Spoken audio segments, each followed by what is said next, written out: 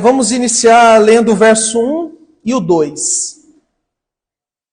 Tiago é morto por Herodes. Vamos ver do 1 ao 2. Atos 12, 1 e 2. Ocorreu que, por esse tempo, o rei Herodes estendeu as mãos para maltratar alguns da igreja e matou a espada Tiago, irmão de João. Irmãos, olhe para cá e vamos entender isso daqui. Por esse tempo, que tempo é esse? Isto aqui aconteceu naquele tempo que a gente viu no final da semana passada, no final do estudo. Viria uma grande fome sobre a terra. Paulo, juntamente com Barnabé, levanta ali uma arrecadação para os irmãos da Judéia. E eles conseguem aquela arrecadação, pegam aquela oferta e levam lá para Jerusalém para assistir, para ajudar os irmãos que estavam ali. Então foi nesse período, nesse tempo, que aconteceu essa perseguição. É importante a gente entender, primeiramente, irmãos, quem é esse Herodes. Herodes não é um nome desconhecido por vocês. Todos aqui já ouviram. A questão é que a gente tem pelo menos 3 Herodes no Novo Testamento. Então eu vou falar primeiro quem esse Herodes não é. Vocês se lembram quando Jesus nasce, na época do nascimento de Jesus, um tal de Herodes manda matar as crianças? Quem se lembra? Não é este Herodes. Aquele é conhecido como Herodes o Grande. Vocês se lembram de um Herodes que participou do julgamento de Jesus Cristo? O julgamento ele foi civil e religioso. Tiveram várias cabeças envolvidas. Uma delas era Herodes. Vocês lembram também, antes de eu continuar aqui, do Herodes que mandou arrancar a cabeça do João Batista? Não é o Herodes que mandou arrancar a cabeça do João Batista. Não é. Então não é o Herodes do nascimento de Jesus, não é o Herodes que mandou arrancar a cabeça de João Batista. Esse Herodes é o Herodes Agripa I, que é o Herodes que está reinando sobre toda aquela região nessa época aqui dos apóstolos. Então não é nem o Herodes da matança das crianças e nem o Herodes do João Batista. Aquele que eu falei da crucificação, esquece que lá é Pilatos. Eu que baralhei aqui minha cabeça. Então, você entendeu quem é o Herodes? Não é o das crianças e nem o da morte do João Batista. É esse aqui que está reinando nessa época. Irmãos, o Herodes era o homem mais importante daquela época. Mais poderoso. Mais cheio de moral. E ele tinha acabado de ascender ao trono. Esse Herodes precisava ganhar os habitantes daquela região. Então, essa perseguição que ele inicia contra a igreja, ele o fez para agradar os judeus que estavam revoltados com o crescimento da igreja cristã. Muitos judeus estavam se convertendo a Jesus Cristo. Então, aqueles judeus estavam tristes e esse Herodes, para ganhar ponto com aqueles judeus, ele começa essa grande perseguição. Não era nada dele contra a igreja, é porque ele usou essa perseguição como uma manobra política, para ele ganhar ali o carisma, para ganhar ali o apoio daquelas pessoas. Então esse Herodes é o Herodes Agripa I. Só que tem um outro nome importante que nós lemos aqui, que é Tiago. E a gente precisa entender quem é esse Tiago. E um pouco antes do culto começar, eu encontrei algo muito interessante sobre esse Tiago. Você vê aí que o Herodes mandou matar a espada o Tiago. Mandar matar a espada significa arrancar a cabeça, cortar a cabeça com a espada. Então Tiago foi decapitado por ordem de Herodes. Quem é esse Tiago? Esse Tiago não é o Tiago que escreveu a carta que está antes de Apocalipse. Um pouquinho antes. Não é aquele. Apesar de que esse também está aqui na história. Quem é esse Tiago? Esse Tiago é um dos 12 apóstolos. Você vê lá a lista dos apóstolos, você vai ver que tem Tiago ali. O irmão de João, um dos 12 apóstolos. Então reparem, irmãos, que Lucas está registrando o segundo mártir da igreja primitiva. O primeiro foi Estevão, o segundo foi Tiago. Apesar de ser o segundo mártir, ele foi o primeiro apóstolo a morrer, a ser morto. Se a gente ler o livro dos mártires de John Foxe, que foi escrito lá no século XVII, XVI, se eu não me engano, ele registra os mártires, aqueles que morreram por conta da fé em Jesus até aquele período. E ali o John Foxe, ele cita que um dos pais da igreja, Clemente de Alexandria, ele escreveu que na morte desse Tiago, desse apóstolo, um dos seus algozes, um daqueles que prenderam ele, se converteu. Não sabemos se é verdade, mas não podemos duvidar. Diz que um dos homens porque foi uma ordem, né? Manda arrancar a cabeça do Tiago. Então tinham soldados para levá-lo até a morte. Um desses, diz Clemente de Alexandria, quando estava indo, ao ver a fé do Tiago, ao ver a confiança do Tiago, ao ver que aquele apóstolo não negou a fé em Jesus, aquele homem foi tomado por Deus e se converteu. E diz que este homem, quando chega a hora de arrancar a cabeça do Tiago, este homem fala assim pro cara lá que arrancar a cabeça: você vai matar ele, vai matar a mim também. Porque eu decido morrer por Cristo. Isso é uma história, mas eu não duvido. Porque muitos no primeiro século se converteram pelo exemplo daqueles que morriam, mas não negavam a sua fé em Jesus. Mas você lembra que eu comentei agora há pouco que antes de começar o culto, eu encontrei algo importante sobre esse Tiago? Vocês vão lembrar agora. Quando você lê Marcos 10, do 35 ao 45, você vai ver dois irmãos, Tiago e João, chegando em Jesus Cristo e falando assim: mestre, nós queremos fazer um pedido. Será que a gente pode? Aí Jesus fala: claro, o que vocês querem? Então, Senhor, o nosso desejo, eu e o meu irmão João, ou eu e meu irmão Tiago, é que quando o Senhor reinar, o Senhor dê para nós um trono, um à sua direita e outro à sua esquerda. Será que tem como? Em Mateus vai dizer que foi a mãe que pediu. Mas de qualquer forma havia um interesse no coração deles de sentar num lugar de proeminência junto a Cristo. Aí a resposta de Jesus foi assim, tá, mas vamos lá. Vocês estão dispostos a beber o cálice que eu vou beber? Aí eles olharam para Jesus: claro, Senhor. Eles não faziam ideia de que cálice que era. Eles devem ter pensado que era o cálice da ceia ou da Páscoa. Vocês estão dispostos a beber o cálice que eu vou beber? Disse Jesus. Claro, Senhor. Com certeza. Tem o cálice aí agora? Se tiver, já traga. O Senhor bebe um pouco, a gente bebe também. Só que eles não sabiam que o cálice ao qual Jesus se referia era a sua morte. Tanto é que lá no Getsemane, na oração, Jesus fala: Senhor, se possível, afasta de mim este cálice. Estava falando da sua morte. Então a pergunta de Jesus era assim: vocês estão dispostos a morrer? Porque eu vou morrer. Só que como eles não entenderam, eles falaram: sim, a gente está pronto. Aí Jesus responde para eles: de fato, olha a afirmação de Cristo, de fato, vocês vão beber o cálice que eu vou beber. E vocês vão ser batizados no batismo que eu serei. Agora, quanto a essa história aí de botar um à minha direita, isso daí é com o Pai, eu não sei. Mas Jesus tinha deixado claro que tal como ele, Tiago e João beberiam o cálice da morte. Seriam mortos.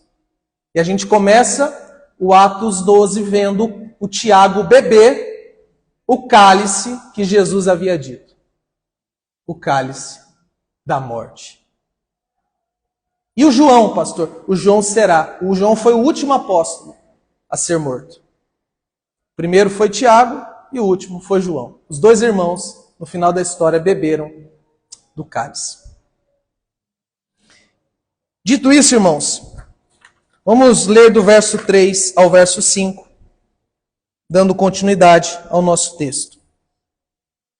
E, como viu que isso, olha aí, agradara os judeus, prendeu também Pedro. Eram então os dias dos pães asmos. E, depois de o haver detido, lançou-o na prisão e o entregou à guarda de 4 quaternos de soldados. Já explico. Planejando apresentá-lo ao povo após a Páscoa.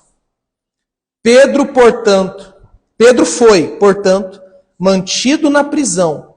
Mas, e esse mas é importante, mas a igreja orava sem cessar a Deus por ele. Olhe para cá, irmãos, vamos entender esse texto.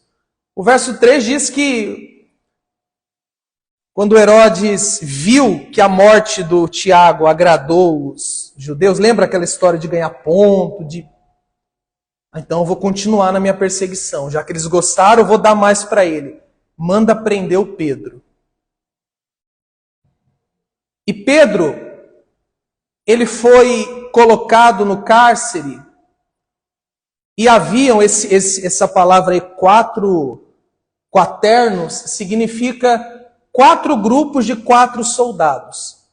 Então haviam 16 homens cuidando para Pedro não fugir. Por quê? Alguém sabe? Por que colocaram 16 homens para Pedro não fugir? Porque em Atos 4 tinham prendido Pedro. E Pedro fugiu. Não é que fugiu por ele mesmo, mas que eles não entendiam. Mas Deus tinha dado livramento. Em Atos 5, prenderam Pedro, soltou. No 4 mandou soltar, no 5 o terremoto aconteceu e pum, fugiu. Então, tipo assim, bota a gente para cuidar desse Pedro aí, porque ele tem a fama de fugir da cadeia. Botou 16 homens. Ô pastor, mas por que eles não mandaram de imediato a matar o Pedro, como mandaram matar o Tiago? Porque estava numa época de uma festa religiosa muito importante, a festa da Páscoa. Então o acordo foi o seguinte: vamos deixar o Pedro preso até a Páscoa passar. Passou? A gente dá um jeito nele, igual demos um jeito no amiguinho dele, Tiago. Mas, enquanto isso, o que a igreja estava fazendo? Orando. Enquanto Pedro estava sendo preso, a igreja estava orando por ele. Orando. O que a igreja estava pedindo? O que os irmãos acham? O que será que a igreja estava falando?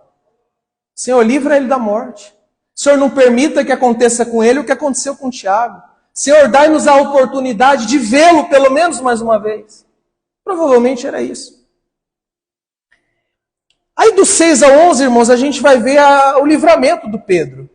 Não teve jeito. 16 soldados não deu jeito. Vê aí do verso 6, E na mesma noite em que Herodes estava para apresentá-lo, Pedro dormia entre 2 soldados, preso com 2 correntes, e os guardas em frente à porta guardavam a prisão, segurança máxima. E eis que lhe sobreveio o anjo do Senhor, e uma luz brilhou na prisão, e tocou no lado de Pedro, e o despertou, dizendo: levanta-te depressa. Olha que incrível. E as correntes lhe caíram das mãos. E disse-lhe o anjo: cinge-te, ou levanta-te, e calça as sandálias. E assim fez. E disse-lhe também: lança teu manto sobre ti e segue-me. E saiu, e o seguiu. E não sabia se era verdade o que estava sendo feito pelo anjo, crendo que estava tendo uma visão. Depois de passarem a primeira e a segunda guarda, a segurança máxima, chegaram ao portão de ferro que dá para a cidade, o qual se lhe abriu por si mesmo, e saíram e percorreram uma rua. E logo em seguida, o anjo se apartou dele. E, depois de cair em si, Pedro disse: agora sei verdadeiramente que o Senhor enviou o seu anjo e me libertou das mãos de Herodes e de tudo o que o povo judeu tinha por certo. Olhe para cá, irmãos. Então estava lá o Pedro. Você viu que era um presídio de segurança máxima. Correntes para todo lado, guardas na porta, várias portas, uma porta de ferro. O Pedro não fugir. Só que é importante a gente ver que o verso 6 diz que enquanto o pau estava quebrando, o Pedro estava dormindo. Você não tem noção do que é isso, não. Está dormindo, no maior sono. Igual alguns aqui que eu estou vendo aqui. Dormindo. Rapaz, o irmão dele em Cristo, o Tiago, tinha acabado de perder a cabeça. Já estava ali o plano, acabou a Páscoa, Pedro vai dançar. E o Pedro lá, ó, dormindo. Só que é importante notar também que o sono era profundo, porque o anjo teve que acordar ele. O anjo aparece, toca no lado dele, dá um... Acorda aí, meu. Acorda, levanta, põe tua sandália, bota tua roupa e me segue que a gente vai embora. E é interessante que o Pedro, não sei se é porque ele tinha acabado de acordar, ele ficou assim, o que está acontecendo aqui? Será que é verdade? Ele só não pediu para o outro guarda beliscar ele para ver se ele está sonhando, porque ia estragar tudo, né? Mas se tivesse alguém com ele, belisca aí, vê se... Porque assim, irmãos, no 11, no 10, Pedro tinha acabado de ter uma visão um tanto quanto exótica. Ele viu um lençol cheio de animais. Então ele falou, não sei se é verdade ou se é mais uma visão que eu estou tendo. Mas vamos embora. Aí seguiu o anjo, já tinha despedaçado as correntes. Aí ele saiu. Aí depois que ele sai, o anjo segue o caminho dele, o anjo vai embora. E o Pedro reconhece. Pedro não era uma visão. A gente viu no verso 11 que o Pedro reconhece. Agora sei que verdadeiramente o Senhor enviou um anjo. E não foi a primeira vez. E ele me tirou da prisão. E aqui estou, são e salvo. Pastor, não é certo isso. Por que Deus deixou o Tiago morrer e deixou o Pedro viver? O pastor, eu fico pensando comigo, Deus não podia enviar um anjo para tirar o Tiago? Por que não fez isso? Por que tira o Pedro e não tira o Tiago? Será que o Pedro era o preferido? Não, não é por isso. É porque não era a hora de Pedro. Parece clichê o que eu vou falar, irmãos, mas quando não é a hora, não é a hora. Não tem jeito. A gente vê pessoas sofrendo acidentes horríveis. Já vi casos levar tiro na cabeça e não morre. Aí vê o outro dormiu com plena saúde e não acordou mais. Parece clichê, mas não é. É fato. Deus é soberano. E os nossos dias, todos eles estão contados. E não podemos ultrapassar o limite estabelecido por Ele. O limite estabelecido por Deus na vida de Tiago foi aquele episódio. Não era o fim da vida de Pedro ainda. Então Pedro saiu. Só que agora que é o mais interessante. Do 12 ao 17, vamos ler? E, depois de ponderar essas coisas, foi à casa de Maria, mãe de João, de cognome Marcos, onde muitos estavam reunidos em oração. E, depois que Pedro bateu ao postigo da porta, uma donzela chamada Rode saiu para ouvir quem era. E ao reconhecer a voz de Pedro, tomada de alegria, Não abriu a porta. Mas correu para dentro e anunciou que Pedro estava à porta. E disseram-lhe: estás fora de si. Mas ela continuava a afirmar que era verdade. Então dizia: é o anjo dele. Mas Pedro continuou a bater. E depois de abrirem a porta e o verem, ficaram impressionados. Para aí, irmãos, um pouquinho. A gente já leu o 17. Tem muita coisa interessante aqui. Em primeiro lugar, é importante dizer que eles foram até a casa de Maria. Essa Maria não é a mãe de Jesus. Essa Maria não é a Maria Madalena. Essa Maria não é a Maria que derramou o bálsamo sobre Cristo. Essa Maria não é a irmã de Marta. Esta Maria é mãe, esse homem é importante aqui, ó. Mãe de João Marcos. João Marcos.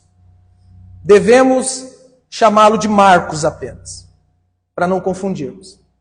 Então esta Maria é mãe de Marcos. Antes de eu falar do Marcos, essa casa aonde Pedro foi, provavelmente, e aqui outra vez eu preciso deixar claro que é uma probabilidade, não está registrado na Bíblia, mas pelos estudos, pelos historiadores. Esta casa era muito conhecida pelos apóstolos, porque provavelmente foi a casa onde Jesus ceou antes da sua morte. Provavelmente foi a casa conhecida como cenáculo, aonde o Espírito Santo desceu no dia de Pentecostes. Não estavam reunidos ali pessoas naquela casa? Provavelmente essa era a casa. Provavelmente este era o lugar onde mais acontecia a reunião dos cristãos em Jerusalém. Provavelmente. Agora, falando um pouco desse Marcos, irmãos, esse Marcos aqui é quem escreveu o evangelho que leva seu nome. Quantos evangelhos nós temos? Eu preciso urgentemente fazer uma escola bíblica. 4. Mateus. Quem escreveu Mateus? Mateus, um dos apóstolos. Marcos. Quem escreveu Marcos? Esse aqui, que não era apóstolo. Esse aqui não andou com Jesus. Esse aqui andou com Pedro. Esse aqui andou com Paulo. Temos o Evangelho de Lucas, que também não era apóstolo, mas foi o que escreveu o livro de Atos também, e o de João, que era um apóstolo. Então, os 4 evangelhos, 2 foram escritos por apóstolos, outros 2 receberam as informações de outras fontes, inclusive dos apóstolos. Apesar do evangelho escrito por Marcos, ser escrito por Marcos, tudo indica que a fonte foi Pedro. Então, talvez você pense, pastor, por que Pedro não escreveu um evangelho? Pedro, que é tão citado nas Escrituras. Pois é, os historiadores dizem que ele não escreveu diretamente, mas ele foi a fonte primária da onde o João Marcos, bebeu para escrever aquele evangelho. Isso é importante a gente entender. Só que aqui, irmãos, calma que a gente leu bastante texto e a gente precisa entender algumas coisas. O que o Pedro fez? Chegou na casa, fez o quê? Eu acho que ele estava um pouco apressado, porque quando os guardas se deram conta, iam atrás dele, né? Aí uma tal de uma Rode, não se tem informações dela, sabe que ela trabalhava lá, estava ali junto com ele. Ela foi lá, quem é? É Pedro. Aí ela... Que alegria. Aí ela foi lá, ei pessoal, os apóstolos, Pedro está aí na porta. Aí os irmãos, você está doida, mulher? Você está maluca? Você está fora de si? Não, eu conheço, é ele. Não é, deve ser o anjo dele. O espírito dele, uma assombração, você está doida. Irmãos, aqui a gente tem algo muito sério acontecendo. Eu não sei se você já pegou. Quando Pedro estava preso, o que essas pessoas estavam fazendo por ele? E provavelmente qual que era o pedido? salva a pele do Pedro, Senhor. Tira ele de lá. Ó, Senhor, dá-nos a oportunidade de vê-lo ao menos mais uma vez. Aí quando chega o Pedro, ninguém acredita que era ele. O que isso nos mostra? A incredulidade. Que eu vou falar disso no finalzinho. Incredulidade. Tipo assim, eles preferiam acreditar que era um anjo, um espírito, do que acreditar que Deus tinha ouvido e respondido à oração deles. Que coisa, não? Só que o Pedro insistiu, né? Pedro, ele devia estar quase derrubando a porta, gente. Vocês não estão entendendo. Vocês estão, enquanto eu estou falando, vocês estão com a cabeça lá? O Pedro tinha fugido da cadeia. Naquela altura, os guardas poderiam ter acordado e estar atrás do Pedro. E abre a porta! Aí abriram. Aí quando o Pedro entra, todo mundo diz, a Rod não estava doida, é o Pedro. Pedro, é você! Quanta incredulidade, gente. Quanta incredulidade. E aí o verso 17, que eu não terminei,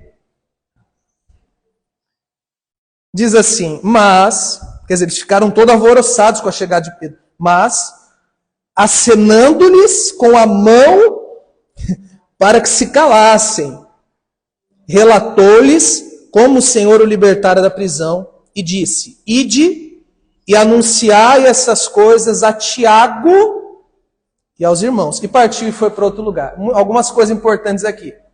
O povo Pedro. Para! Vai que alguém ouve aí que eu estou vivo. Para! Aí o Pedro contou, eu estava preso, aí o anjo me tirou da prisão. Faz o seguinte, manda avisar Tiago e os outros irmãos que eu estou vivo. É importante explicar isso para você, porque a primeiro momento, parece que Pedro não sabia que Tiago estava morto. Mas o caso não é esse, é que Pedro está falando de outro Tiago. Pedro sabia que aquele Tiago havia sido decapitado. Esse Tiago aqui era outro. E esse Tiago, sim, irmão de Jesus, que se converteu posteriormente, é quem escreveu a carta que leva o nome de Tiago. É bom esse texto que a gente está lendo, que a gente está vendo vários nomes aqui, né? A gente já aprendeu o Herodes, o Tiago, a gente viu o Marcos, a gente viu a Maria, aqui a gente vê um outro Tiago. Irmãos, eu poderia parar por aqui, mas eu não vou. Eu espero que não seja meio-dia ainda. Não é, eu tenho um pouco de tempo ainda. A gente precisa avançar. Do verso 18 ao 19, vamos ler. O Herodes fica revoltado. Vê lá do verso 18 ao 19. Aconteceu que, tão logo raiou o dia, não pouco alvoroço houve entre os soldados sobre o que teria acontecido a Pedro. E Herodes, depois de mandar procurá-lo, e não o tendo encontrado, interrogou os guardas, e ó que triste, e ordenou que fossem executados. E seguiu da Judéia para Cesareia, ali permaneceu. Parem um pouquinho, irmãos. Então todo mundo viu, Pedro sumiu. E Pedro que dava trabalho, né? Sumiu. E Herodes ficou sabendo. Chamou os guardas. Cadê Pedro? Ninguém sabe. Então vocês vão morrer. Isso daqui era comum na época, tá? No mundo greco-romano. Botei um preso sobre a sua responsabilidade. Se ele fugir, quem morre é você. Você quer ter uma noção melhor? Lembra quando Paulo e Silas foram presos? A gente vai chegar lá. Paulo e Silas foram presos, Deus os libertou. O carcereiro desperta. Pega uma espada e fala, eu vou me matar. Aí o Paulo, calma, não se mata. Por que ele ia se matar? Porque ele sabia que ele seria morto por deixar entre aspas, né, o Paulo e o Silas fugirem. Aí que o Paulo fala, calma, crê em Jesus, será salvo tu e tua casa. A gente vai chegar lá. Mas é porque era um costume daquela época. Então aí a gente viu o Herodes matando eles. O verso 20 ao 23, que a gente já está chegando ao fim, a gente vai ver o Herodes sendo morto agora. E Herodes ficou muito descontente com os de Tiro e de Sidom, mas estes foram até ele de comum acordo e, tendo feito amizade com Blasto, o camareiro do rei, pediram paz, porque seu país era abastecido pelo país do rei. Parem um pouquinho, irmãos. Isso daqui parece que foge de tudo que a gente está vendo, mas é porque Herodes era um político. Então está tratando aqui de um compromisso político que ele tinha, de uma aliança política que ele estava descontente com os de Ciro e de Sidom. Não há necessidade de a gente se aprofundar nisso. Ele era um homem político que estava tendo problemas políticos. E é aqui que é o principal que a gente precisa ver, ó, do verso 21. E, em um dia marcado, Herodes, trajando as vestes reais, assentou-se em seu trono e lhe dirigiu um discurso. E o povo aclamava, dizendo: é a voz de um Deus e não de um homem. E, no mesmo instante, o anjo do Senhor o feriu. Por que o feriu? Por não ter dado glória a Deus. E foi ruído de vermes e expirou. Então olha para cá, irmãos. O Herodes vai fazer um discurso político, irmãos. E aí o discurso foi tão bom, que o povo começou a falar: isso aí não é homem não, isso é um Deus. Olha a postura dele, olha a fala dele. Que palavra maravilhosa, isso é um Deus. Aí o Herodes, ele recebeu aquela glória. Ele não a transferiu ao Senhor, ele a recebeu. E por essa razão, o anjo do Senhor o matou. Ele foi morto, ele foi ruído de vermes até a morte. E assim acabou-se a vida do Herodes Agripa I. Vou comentar sobre isso nas aplicações. Vamos terminar o texto, verso 24 ao 25. Isso daqui já é uma conexão com o da semana que vem. Mas, quer dizer, apesar de toda aquela perseguição, a palavra de Deus crescia e se multiplicava. E Barnabé e Saulo, depois de concluírem seu ministério, voltaram de Jerusalém, trazendo consigo João, de cognome Marcos. Amém. Esse mas é muito lindo. Mas, quer dizer, apesar do Tiago ter sido morto, apesar da grande perseguição de Herodes, a palavra de Deus continuava sendo pregada. Não parou. Jesus disse: as portas do inferno não prevalecerão contra a minha igreja. Não prevalece, tem jeito.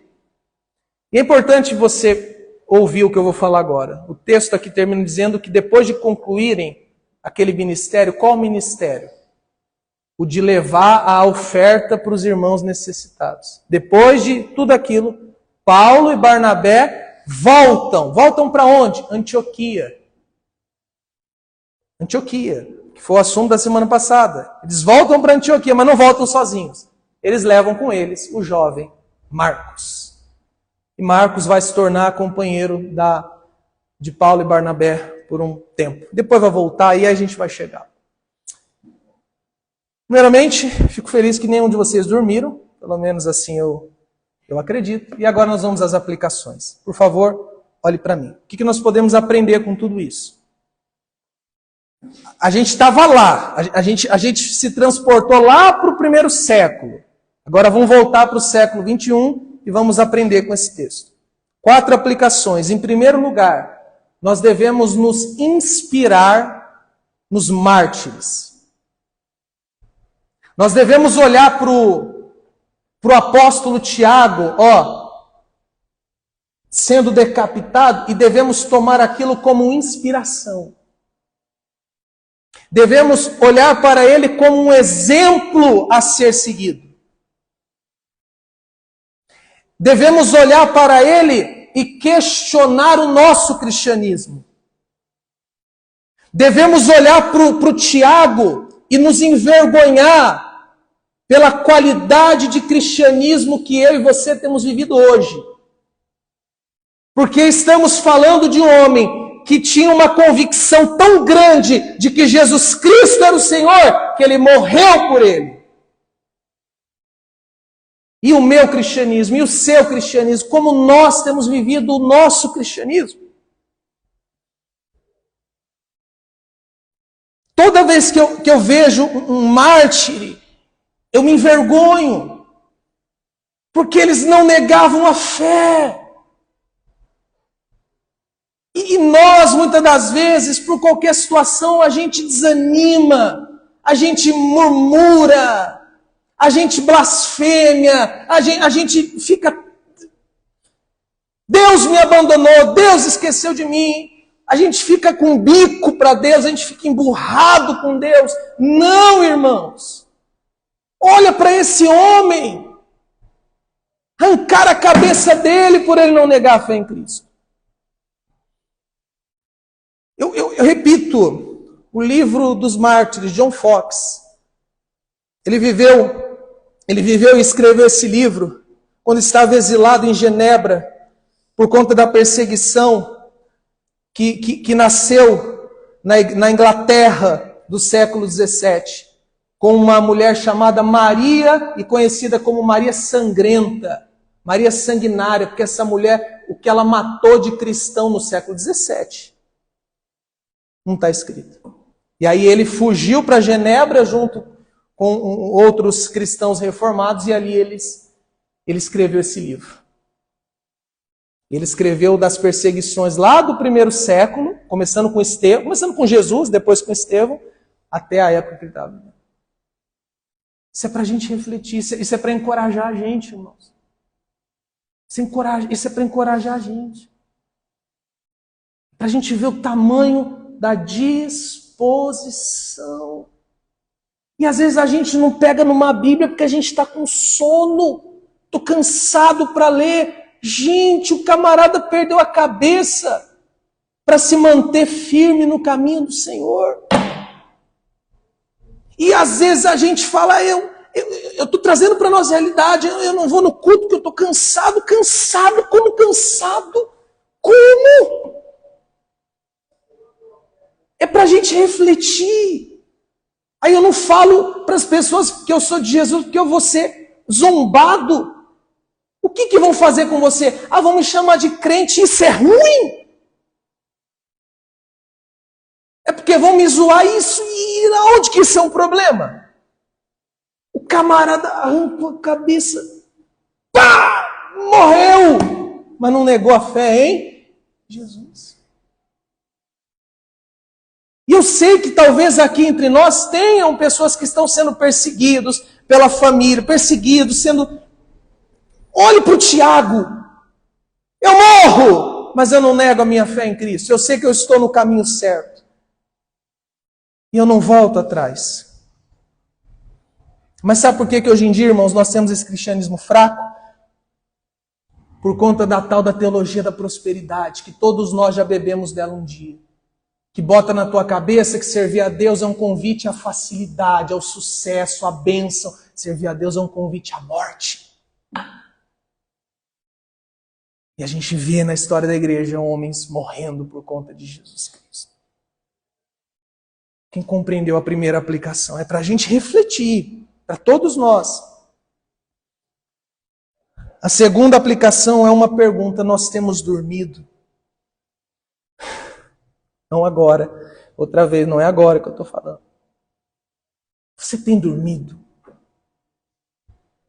Você entende o que eu estou querendo com essa pergunta? O que o Pedro estava fazendo? Dormindo.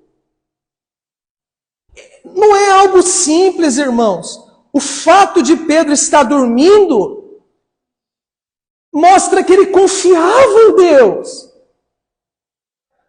Mostra que ele não conhecia este hino que eu vou entoar agora junto com vocês, mas a essência do hino estava dentro dele. Qual? Porque ele vive, posso crer no amanhã, porque ele vive, Temor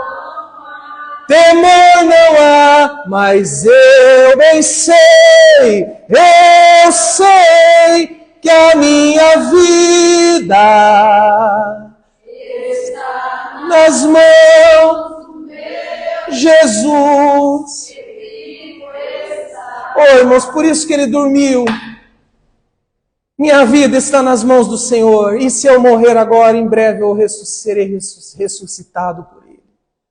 Não vou perder, tudo coopera para o bem dos que amam a Deus. Então sim, vou deitar a minha cabeça, sei lá onde que ele deitou, porque travesseiro não tinha, e vou dormir. Que mudança, né? Do Pedro que estava desesperado dentro do barco quando Jesus estava dormindo. Ele achou ruim quando Jesus dormiu, né? Ô, senhor está aí no maior sono, e agora é ele que está lá, todo bonito. É assim, irmãos, é assim. Se você não está dormindo, volte a dormir. Faça uma oração antes de Senhor, esse mundaréu de problema, eu não posso fazer nada, Senhor. Eu confio em Ti. Oh, irmãos, como Deus é grande. Salmo 3,5, Davi disse, eu me deitei e logo dormi.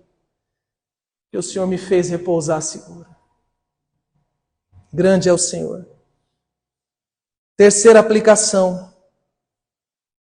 Outra pergunta. Você acredita na sua oração?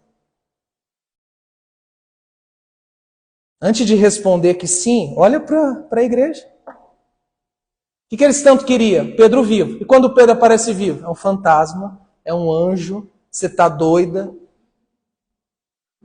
Irmãos, é sério? Você reparou que a gente mesmo é assim? Muitas vezes incrédulo.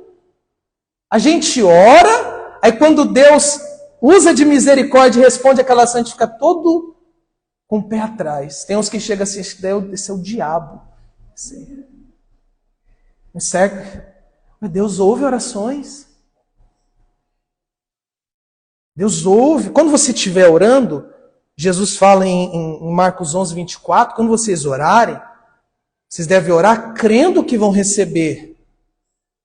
Quer dizer, quando você estiver orando, crie uma expectativa de que se aquilo for da vontade de Deus, vai acontecer.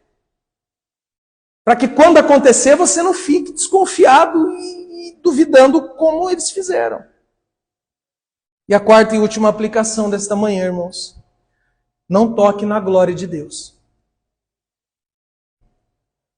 Isaías 42, 8, Deus vai dizer, eu sou o Senhor, este é o meu nome. Atenção agora. E eu não divido a minha glória com ninguém. Você está ouvindo o que o Senhor falou? Eu não divido a minha glória com... E o Herodes viu que essa palavra é verdadeira da pior forma possível. Um dos princípios da reforma protestante que vamos começar a tratar a partir do último domingo do mês é o soli deo glória. Glória somente a Deus, não a outro. Queridos irmãos, deixa eu ensiná-los algo importantíssimo. Porque o que nos resta depois desta palavra é orarmos e terminarmos o culto. Então ouçam. Nós recebemos elogios. Por favor, ouçam. Para vocês, eu quero ensinar você a lidar com elogios. Ouça. Nós recebemos elogios. É comum recebermos elogios. É comum. Quando a gente recebe elogio, na maioria das vezes nós usamos de falsa modéstia, com medo de tocar na glória de Deus. Só que onde está o erro? Na própria definição do que fazemos. Falsa modéstia. Se é falso, não é verdadeiro. Se não é verdadeiro, não agrada a Deus. O que é uma falsa modéstia? Você fez uma comida assim, que nem o cachorro comeu, porque não sobrou, de tão boa que foi. Foi uma delícia aquela comida. Aí alguém chega em você e... Ô fulano, que comida boa, hein?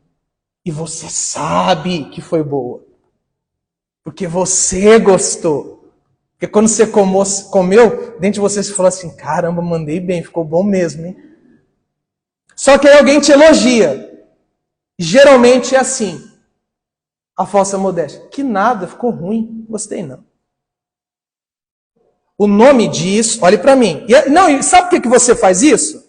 Porque você não quer tocar na glória. Mas não é, o caminho não é esse, porque isso é falsa modéstia. Você sabe que ficou bom. Qual que é o caminho para você não tocar na glória de Deus? Você responde assim, realmente, ficou muito bom. Louvado seja Deus, que me deu esse dom, me deu essa capacidade, me deu essa sabedoria. Percebe a diferença? Você reconhece que está bom porque está bom. Mas você também reconhece que só está bom porque Deus lhe dotou com esse dom e lhe capacitou a fazer aquele trabalho. Não sei cozinhar, pastor, em que esta palavra serve para mim? Por favor, você deve ter entendido. No trabalho que você faz, no amigo que você é, no pai que você é, no filho que você é, no marido que você é, na esposa que você é, quando te elogiarem, receba e transfira para Deus. Obrigado por reconhecer o meu trabalho. E dependendo do lugar que você estiver, você não vai falar publicamente, mas você pode dizer assim, ó, obrigado por reconhecer meu trabalho. Mas dentro de você vai dizer, Senhor, a ti toda glória. Então você transfere toda a glória para o... Aí você não toca na glória de Deus. Amém? Vamos ficar em pé então? E agradecer ao Senhor. Aí eu pergunto a vocês, irmãos. Agora eu quero uma avaliação de vocês, não quanto a mim, mas quanto ao método que adotamos aqui de pregação. O que a gente faz aqui todo domingo? A gente simplesmente lê e explica o que lemos. É a Bíblia que está falando aqui. E você vê que todo domingo a gente tira lições preciosas para a nossa vida. Para que eu vou pregar outra coisa senão a própria Bíblia, se a própria Bíblia traz tudo que a gente precisa? Para que eu vou chegar aqui e elaborar uma série de temas disso, daquilo, se a própria Bíblia fala o que tem que ser falado? Oremos, irmãos. Senhor, obrigado por nos conceder